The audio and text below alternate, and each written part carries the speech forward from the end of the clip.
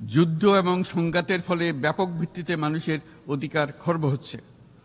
বিশ্ববাসীর উদ্বেগ এবং নিন্দা সত্ত্বেও গাজায় গণহত্যা থামছে না। ফিলিস্তিনের মতো বিদ্যমান বাস্তবতা কেবল আরব কিংবা মুসলমানদের জন্যই উদ্বেগজনক নয়, বরং তা সমগ্র মানব জাতির জন্যই উদ্বেগের বিষয়। একজন মানুষ হিসেবে প্রত্যেক ফিলিস্তিনির জীবন অমূল্য।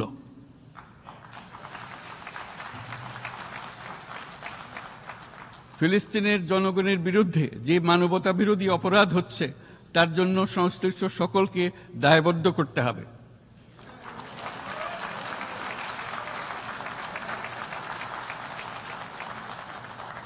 ফিলিস্তিনের জনগণের উপর চলমান নৃশংসতা, বিশেষত নারী এবং শিশুদের সাথে প্রতিনিয়ত যে নিষ্ঠুরতা বিশ্ব দেখাচ্ছে, তা থেকে নিস্তারের জন্য বাংলাদেশ অনতিবিলম্বে সম্পূর্ণ যুদ্ধবিরতির আহ্বান জানাচ্ছে।